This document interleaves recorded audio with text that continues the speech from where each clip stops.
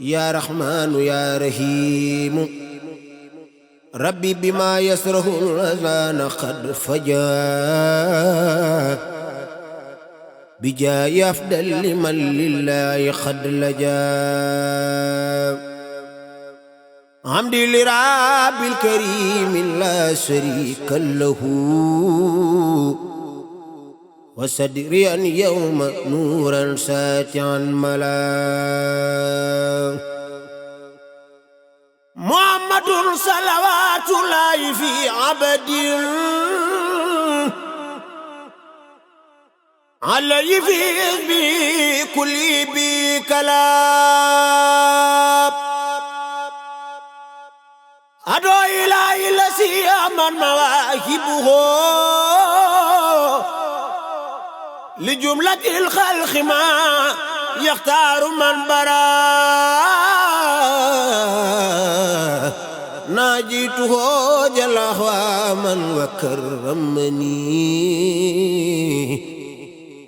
كريمات وكل من لخد بريا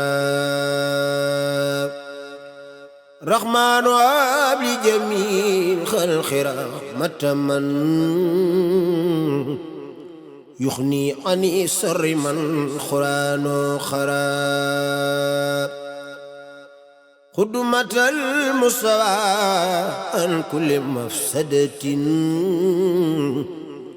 ولترحم الخلق يا من جدهم بدا يا مالك الملك يا من جل عن خود ارحم جميع الورى يا هاديا ردا يا مالك الملك يا من جل عن خود ارحم جميع الورى يا هاديا ردا معوت ما خلاه القلب من درر بجاه أفضل من لله قد لجا معوت ما خلاه القلب من درر بجاه أفضل من لله قد لجا آمين يا رب العالمين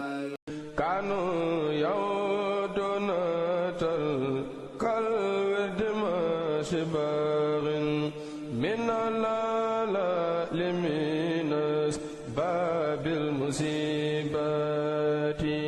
كانوا إذا ليل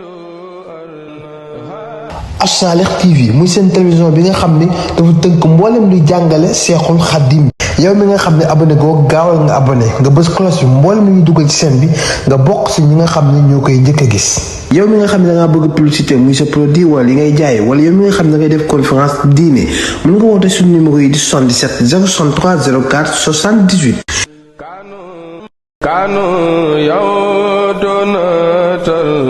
كالورد ما شباغ من الله